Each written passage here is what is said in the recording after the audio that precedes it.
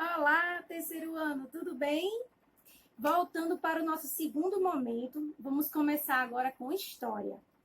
E vamos dar continuidade ao assunto da aula passada. Então, eu vou começar aí mostrando para vocês a página 170, perdão, gente, 170 não, página 70 e página 71, onde vimos na unidade 7 a vida e o trabalho na colônia. Vimos aí, na hora que a história está passando por um novo período, que é o período da cana-de-açúcar, que a gente vai ver, observar aí, na unidade 7, que os portugueses não ocuparam de imediato o território brasileiro. Eles foram fazendo uma ocupação aos poucos. Aos poucos, eles foram adentrando na parte litorânea, na parte do interior, e assim foi ocupando as demais regiões. Mas tudo começou no litoral. E aqui vocês vão ver isso na página 70, que foi o assunto da aula passada. Então, quem quiser rever essa aula, para a gente não perder tanto tempo, aula do dia 11 de novembro. Aqui eu só estou pincelando para que vocês lembrem aí o que foi que vimos.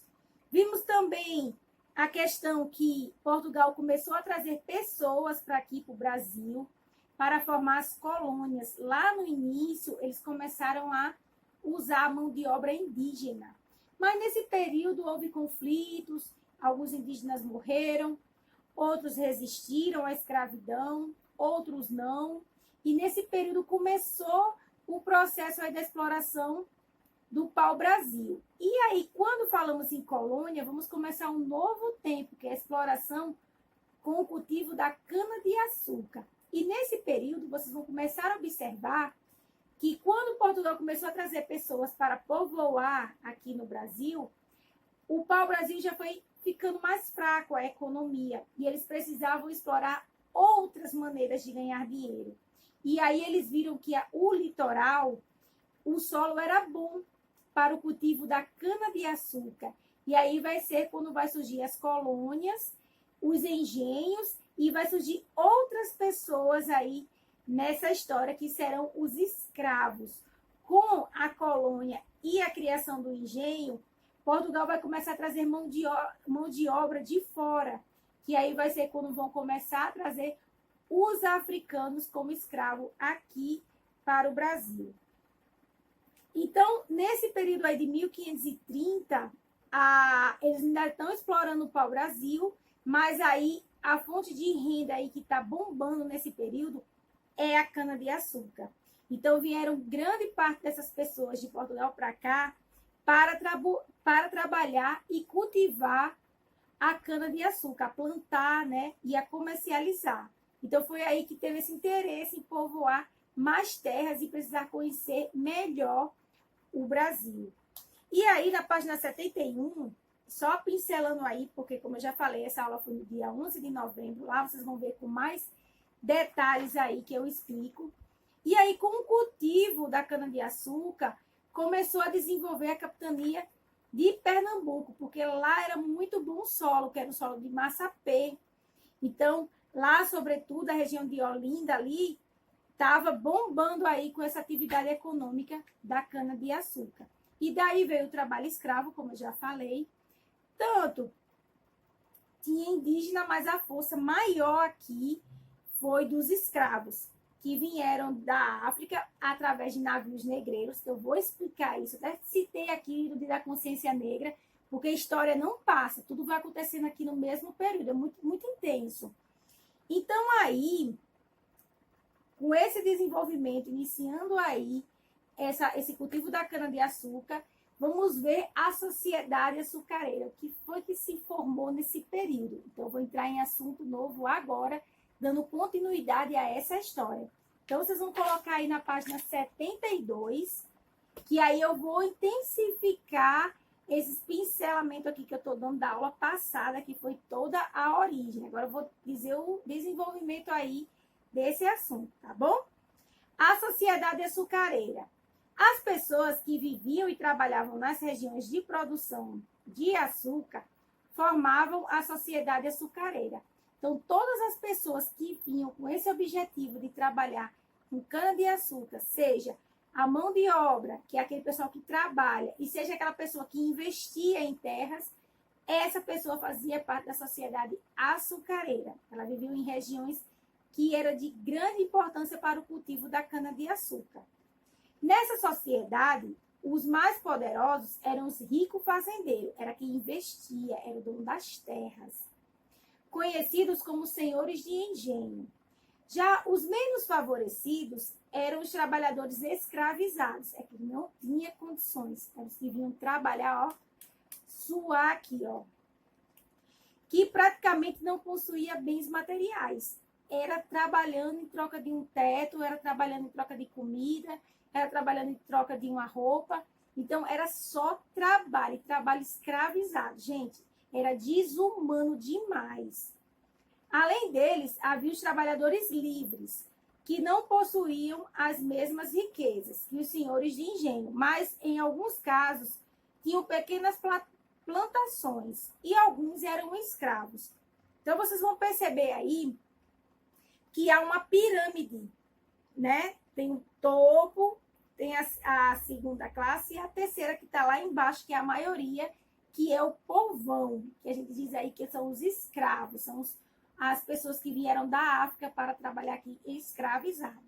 Então, vamos entender aí como é que é essa divisão de classe, de cima para baixo. Olha só, divisão da sociedade açucareira. Até hoje, gente, tem essa divisão na nossa sociedade, tá certo?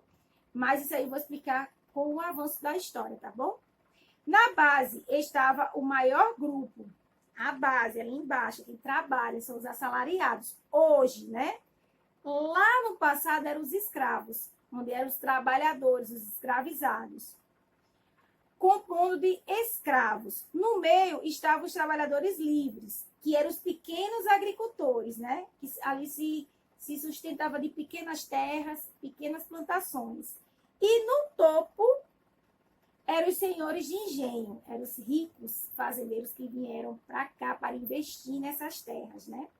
Pra vocês entenderem aí da onde surgiu essa história de divisão social que vocês viram lá naquele vídeo da atividade avaliativa de História e Geografia. Vista a minha pele. Lá está retratando essa situação que estamos estudando História. Por isso que a nota vai valer para Geografia e História, por conta dessa ligação dos dias atuais que vocês viram lá naquele vídeo e com o que aconteceu aí no período da colonização. Vocês viram que começou lá a desigualdade, mas até hoje existe. E por que essa história da cor da pele influencia tanto o racismo? Vem daí, dessa sociedade açucareira. Estão entendendo como vai passando o tempo, mas a história continua? É, gente, é intenso. A mão de obra nas fazendas.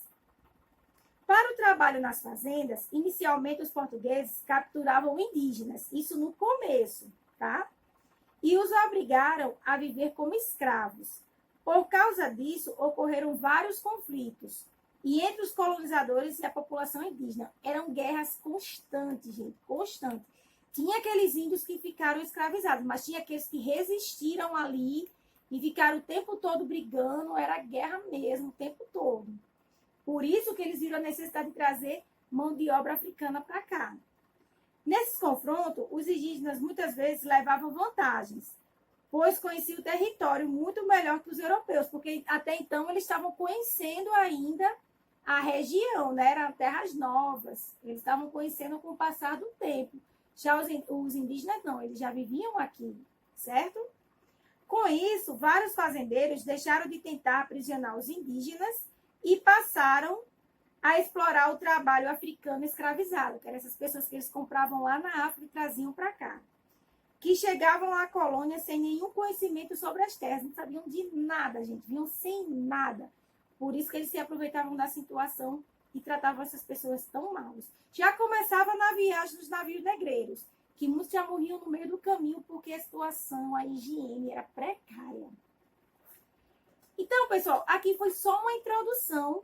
Tem muito mais história aí para me contar, minha gente. Se eu contar tudo de uma vez, pegue vídeo, pegue tempo e vocês vão ficar assim, ó, voando. Então, a gente tem que entender a história, mas compreender porque hoje em dia ela influencia os nossos dias atuais, a nossa sociedade. Então, vamos aos poucos aqui para vocês poderem absorver aí e entender cada momento, cada flash da história.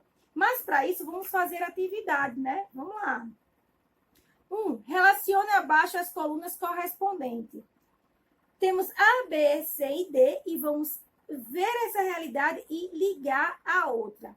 Ajudou no desenvolvimento da cana-de-açúcar no Nordeste. O que foi que ajudou a desenvolver a cana-de-açúcar? O que era propício para isso? Vocês vão ligar a letra A para solo tipo massapê e clima quente. Foi isso que ajudou aí no cultivo da cana-de-açúcar. Nome pelo qual eram conhecidos fazendeiros, pelos senhores de engenhos. Já até falei aqui, né? Repeti várias vezes esse nome. Então, liga aí. C.